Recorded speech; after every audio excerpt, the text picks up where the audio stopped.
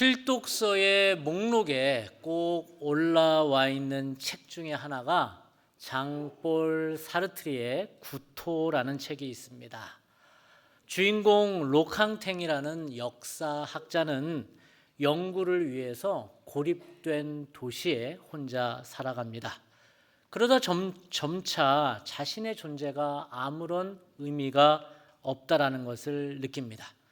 자신이 이제까지 추구해왔던 것, 그리고 기록되고 또한 쌓아왔던 업적들, 심지어 자신의 존재까지 이건 뭐야? 내가 의미가 있나? 라며 회의감을 느끼게 되면서 엄청난 불편함, 불쾌감을 느끼게 됩니다. 저자는 그렇게 존재의 고통, 내가 쓸모 있는 사람인가?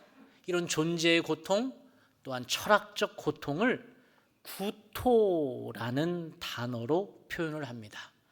이렇게 저자는 인간의 실존적 의미와 삶의 깊은 성찰을 담아내면서 실존주의 문학의 세계를 여는데 그 책이 바로 장볼 사르트리의 구토라는 책입니다. 우리도 그런 경험이 있지 않습니까? 내가 믿어왔던 가치들이 한순간에 와르르 무너지는 것과 같은 순간들, 당연히 이래야 되는 거 아니야? 라는 신념들이 무너지는 순간, 우리는 그럴 때 육체적, 심리적 고통보다도 더 큰 고통인 철학적 고통으로 많이 아프다는 것입니다. 불편하다는 것입니다. 그런 개념을 설명한 책이 뭐라고요? 구토라는 것입니다. 이제는 책 안 읽으셔도 되겠죠? 그런 책이라는 거예요. 인간은 그런 것 같습니다. 인간이 느끼는 가장 기본적인 고통은 첫 번째로 육체적인 고통입니다. 그렇지 않아요? 육체가 아프면 참 아픕니다. 지지난주 기도해 주셔서 우리 교육자들이 대부분이 한라산 백록담에 등정을 했습니다. 그런데 누구라고는 이야기는 하지 않겠지만 덩치가 한라산만큼 크신 우리 빅3가 있거든요. 등치 빅3, 교육자 빅3 있는데 그 중에 두 사람이 갑자기 다리에 통증을 호소합니다. 그러면서도 쩔룩쩔룩 이겨보려고 애쓰는 표정이 역력했지만 저는 빨리 내려가라고 권고해서 내려가게 했습니다. 왜요? 육체적으로 아픈 것이 참 힘든 일이기 때문입니다. 우리가 느끼는 1차적인 고통은 어떤 고통이에요? 육체적 고통이라는 거예요. 근데 그거보다 더 힘들고 어려운 고통은 두 번째, 심리적 고통이라는 거예요. 몸은 멀쩡하지만 마음이 아프면 참 고통스럽습니다. 누군가 나에게 상처를 주었다거나 아니면 믿었던 사람에게 배신을 당했거나 아니면 사랑하는 사람을 잃어버렸거나 이런 심리적인 고통은 육체의 고통에 비할 바가 아니지요. 이런 심리적 고통은 참 오래 갑니다. 그러나 더 고통스러운 것은 앞서 말씀드린 세 번째 고통인 철학적 고통입니다. 철학이란 인류가 믿어왔던 신념, 가치관입니다. 이 가치관이 무너져 버리면 육체적, 심리적 고통보다도 더 아프다는 거예요. 예를 들면 왜 법치주의 국가에서 이런 일들이 일어나지? 트럼프 2.0 시대에 지금 관세를 매겨서 세금 폭탄을 다 전 세계에 부여하는 지금 저 모습을 보면서 우리나라의 정치권은 뭐하고 있는 거지? 컨트롤 타워는 있는 것인가? 이러한 믿어왔던 신념들이 작동하지 않을 때 참 답답하고 고통스럽다는 것입니다. 그런 예는 또 있습니다. 지난주에 중국 인공지능 딥시크의 출현으로 미국이 난리가 났습니다.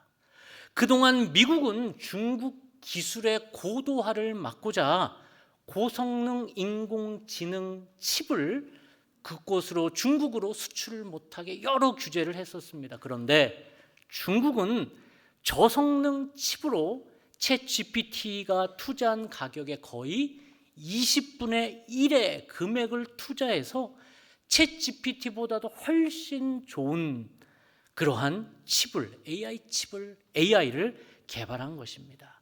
그 개발로 미국은 지난주에 엔비디아의 주식이 하루 만에 800조가 날아갔고요. 총 AI 관련 주식이 1,400조의 돈이, 얼마만큼의 돈인지 잘 모르겠지만 그 돈이 증발해 버렸다고 합니다. 엄청난 충격이 아닐 수 없습니다. 그런데 더 무서운 것은 이 중국의 딥시크가 모든 소스를 다 오픈해 버린 거예요. 그러니까 누구나 갖다가 쓸 수 있도록 기술을 다 공개해 버린 것이죠. 이러한 이 상도덕상으로도 또한 인류가 믿어왔던 가치관으로도 믿을 수 없는 충격적인 태도를 딥시크가 보인 것입니다. 그만큼 중국이 자신 있다는 얘기일까요? 아니면 절대 따라잡을 수 없을 것 같은 미국의 AI 기술을 우습게 보는 것일까요?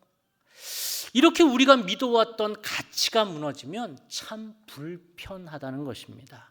이게 철학적 불편입니다. 그런데 우리는 여기서 더 나아가서 첫 번째 어떤 고통이라고 그랬죠?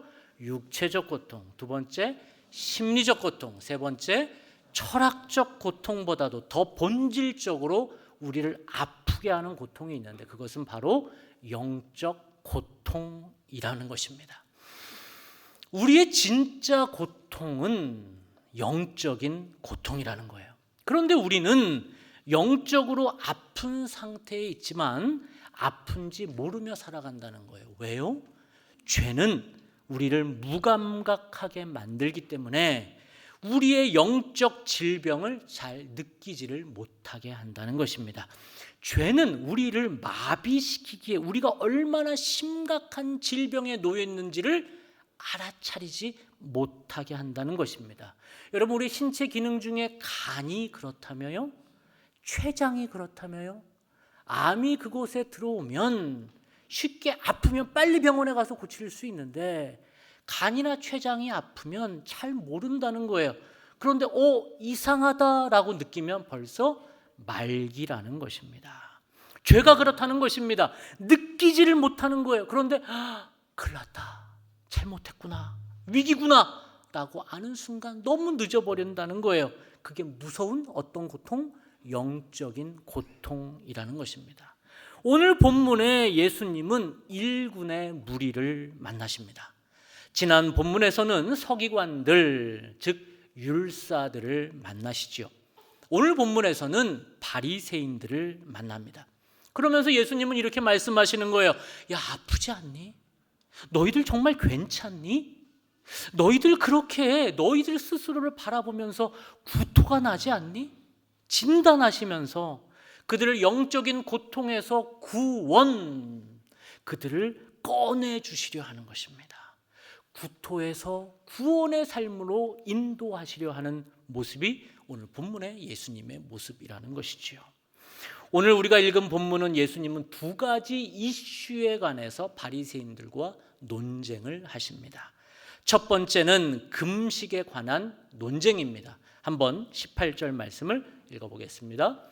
요한의 제자들과 바리새인들이 금식하고 있는지라 사람들이 예수께 와서 말하되 요한의 제자들과 바리새인들의 제자들은 금식하는데 어찌하여 당신의 제자들은 금식하지 아니하나이까?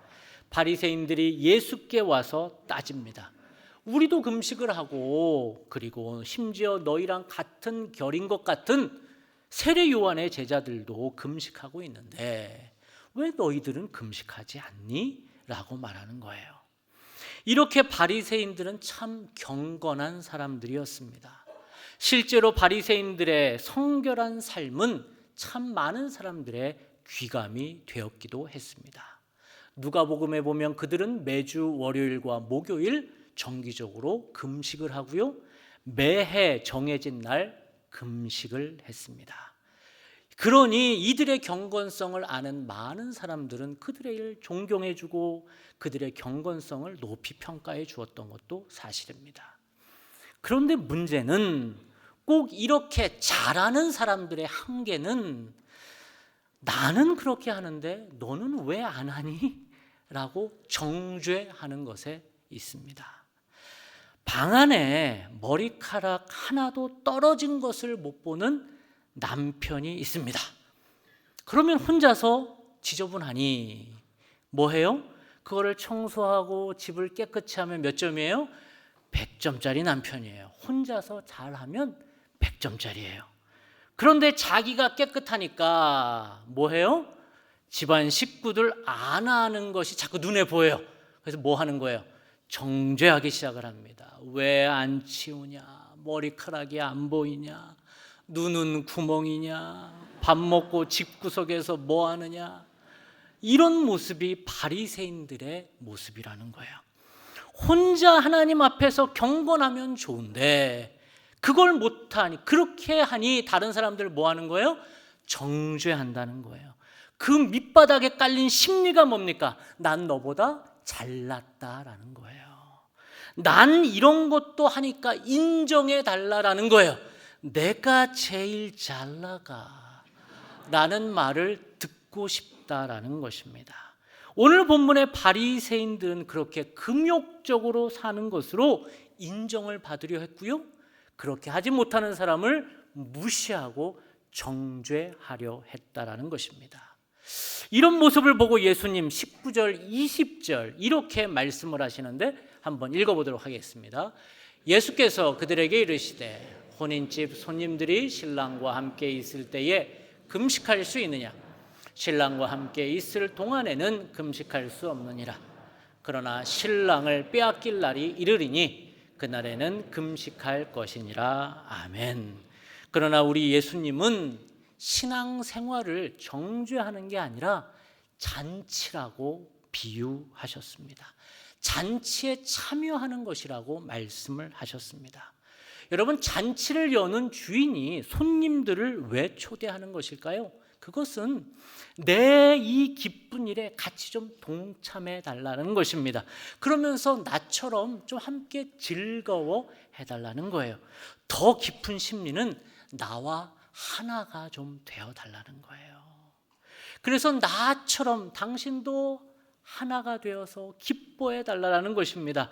그렇습니다. 주인인 예수님은 우리가 신앙생활하는데 서로 정죄하고 서로 잘났다고 하는 신앙생활이 아니라 잔치처럼 즐거워하고 잔치를 여는 예수님 안에서 하나가 되어 그 안에 좀 거하기를 원하신다는 것입니다.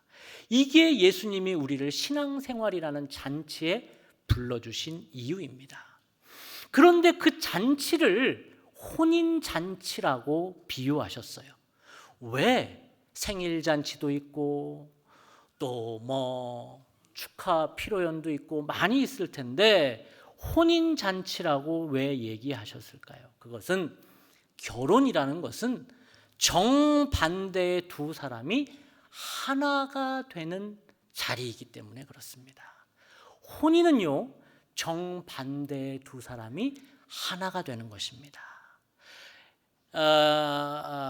MBTI로 얘기를 하면 F, feeling, 감정이 풍성한 사람은 누구에게 호감이 가요? 분석하고 이성적으로 판단하는 사람에게 호감이 가는 거예요. 반대지요. 그런데 그들은 만나서 하나가 되는 거예요. 근데 그것 때문에 평생 싸우지요. 외향적인 사람은 어떤 사람에 끌려요? 내향적인 사람에게 끌리는 거예요. 반대지요. 그런데 하나가 되는 거예요. 근데 그것 때문에 평생 싸우지요. 정반대인 게 또 뭐가 있어요? 성이 다르잖아요. 남성과 여성이 만나서 하나가 되는 거예요. 이렇듯 결혼은 두 개의 정반대가 만나는 것입니다.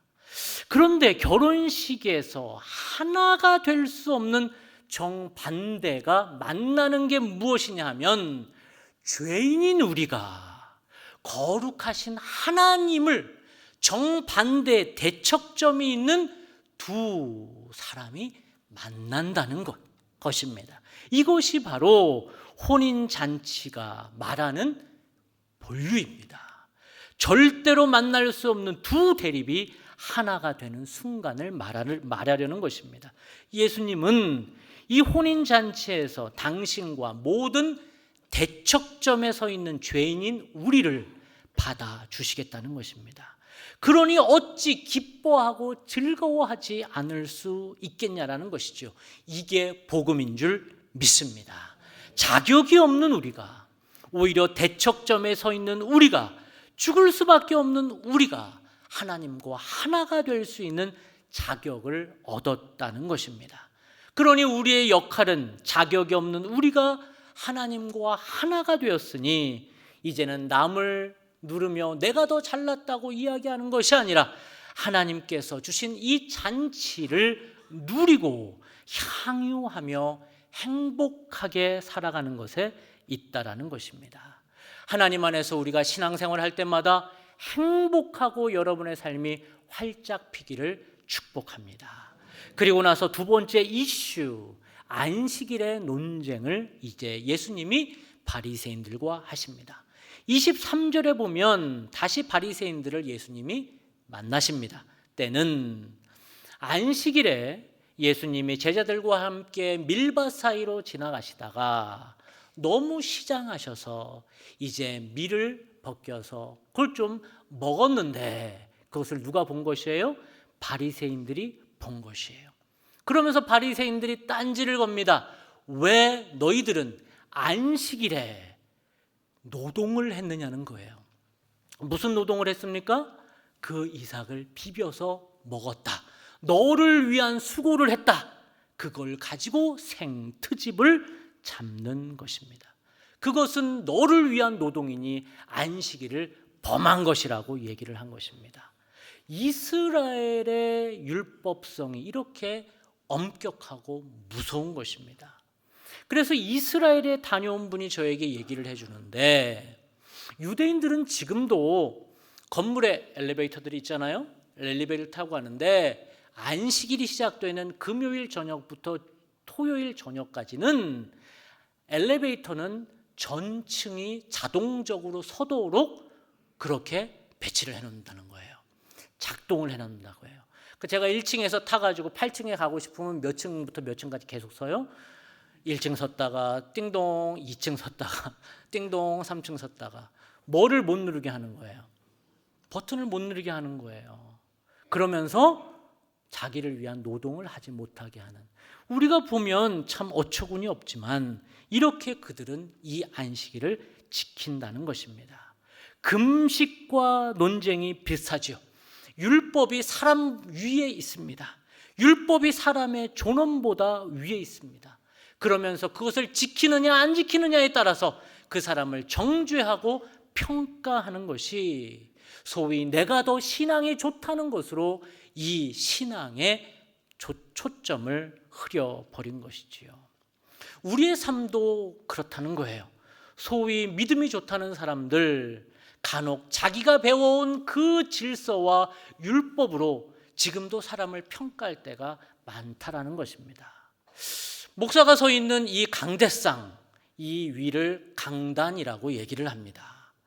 지금도 몇몇 교회들은 그러고 있지만 이 강단에요, 어떤 교회들은 신발을 벗고 올라갑니다. 왜요? 거룩한 곳이니까. 그리고 심지어 이곳은 남자만 올라가도록 예전에는 가르쳤어요. 그리고 또 어떤 분들은, 여자분들은 특별히 여기 청소하시러 걸레를 갖고 오시는 권사님들은 올라가기 전에 기도 한번 하고 올라가기도 하십니다. 근데 우리 교회는 그렇죠? 모든 것이 거룩하고 모든 것이 하나님 안에서 누림이 가능하기에 편하게 신발을 신고 올라가기를 우리가 권면하죠. 근데 어떤 분이 아마 최근에 교회에 오신 분인 것 같아요. 한 목사님에게 이렇게 건의를 했다라는 거예요. 한 목사님, 아무리 그래도 저기 목사님들이 올라가서 설교하는 이 강단은 거룩한 곳인데 그래서 신발 벗고 올라가야 되는 거 아니에요? 이렇게 얘기를 했다라는 거예요. 그랬더니 그분이 하는 말이, 아마 이쯤에 앉아 계셨나 보죠. 집사님이 계신 앉아 계신 그곳은 거룩해요, 안 거룩해요? 이렇게 물어봤대죠. 거룩하죠. 근데 왜 집사님은 신발을 신고 계세요? 그렇게 물어봤다는 것이죠. 우문현답이 아닐 수 없습니다.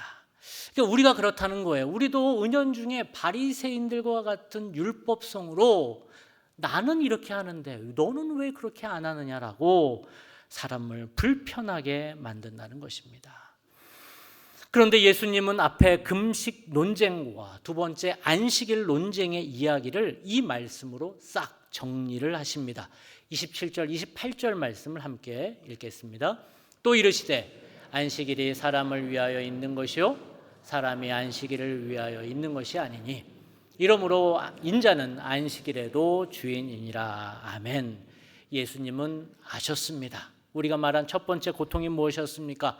육체적 고통, 우리를 힘들게 한다는 거 예수님 아셨어요. 그래서 우리 예수님 육체적 고통, 배고픔의 허덕이는 민중들에게 오병이어로 5천 명을 먹이시고 그들을 배불리 12광주리가 남도록 먹이시는 일을 하셨습니다. 또한 예수님 두 번째 고통, 심리적 고통도 아셨습니다. 그래서 오라버니를 잃은 마르다와 마리아를 찾아가셔서 그들의 슬픔과 함께 하시고 함께 우셨던 분입니다. 그리고 세 번째 고통, 철학적 고통도 얼마나 힘든지 아셨습니다. 밤에 찾아온 바리새인 니고데모를 그래서 물리치지 않으셨습니다.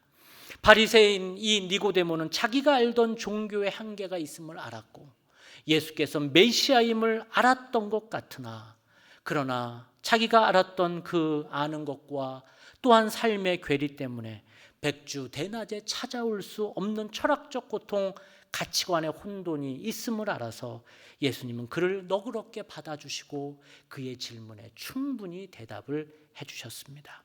그런데 예수님은 무엇보다 영적인 고통으로 아파하는 사람들을 돌보셨습니다. 그들은 바리새인들의 횡포에 영적으로 유린당하는 일반 백성들이었습니다. 바리새인들이 정한 율법으로 죄책감에 빠진 사람들, 신앙은 금욕적으로 살아야 하는 것으로만 알아서 늘 눌려있는 사람들, 이렇게 하면 하나님께 혼나지 않나?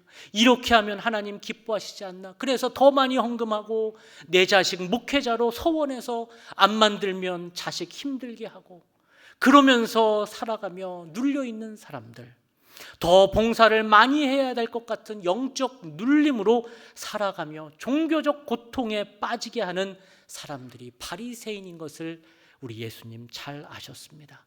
그래서 예수님은 말씀하십니다. 절대로 종교적 율법이 사람보다 먼저 있는 것이 아니다.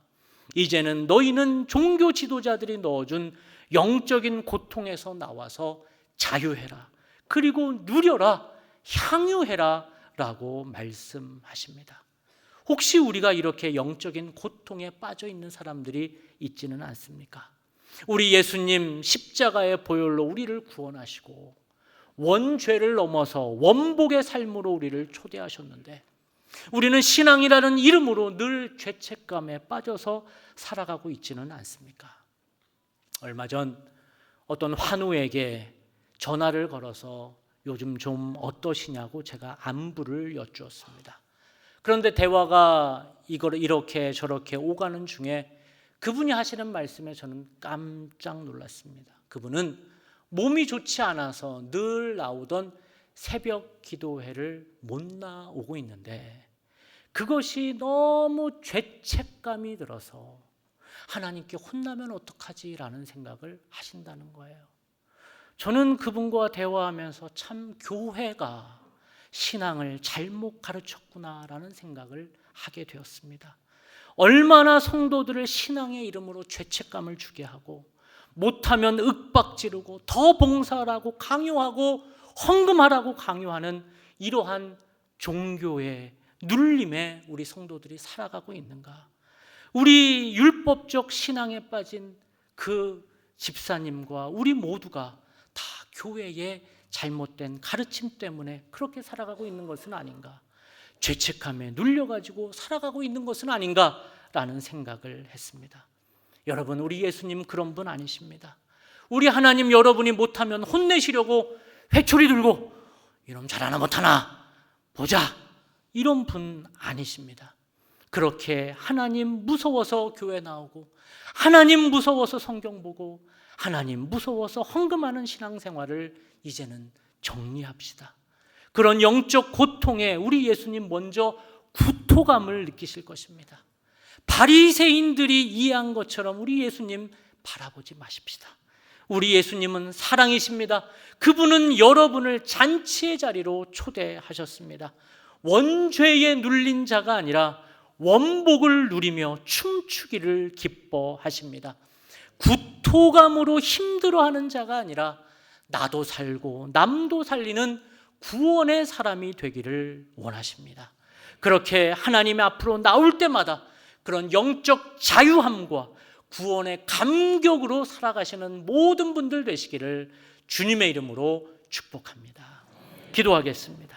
사랑의 하나님, 우리가 신앙생활을 한다는 이름으로 나와 남을 묻고 정죄하며 율법의 도를 어깨에 지고 눌림과 죄책감으로 살아가고 있지는 않은지요. 주님, 이제는 그런 영적 부담에서 우리를 자유케 해주셔서 주님이 초대하시는 잔치의 자리에 들어가게 하옵소서. 예수님의 십자가의 보혈로 원죄에서 원복을 누리는 하나님의 사람들, 기쁨과 향유와 누림의 삶이 열리게 하여 주옵소서. 예수님의 이름으로 기도합나이다. 아멘.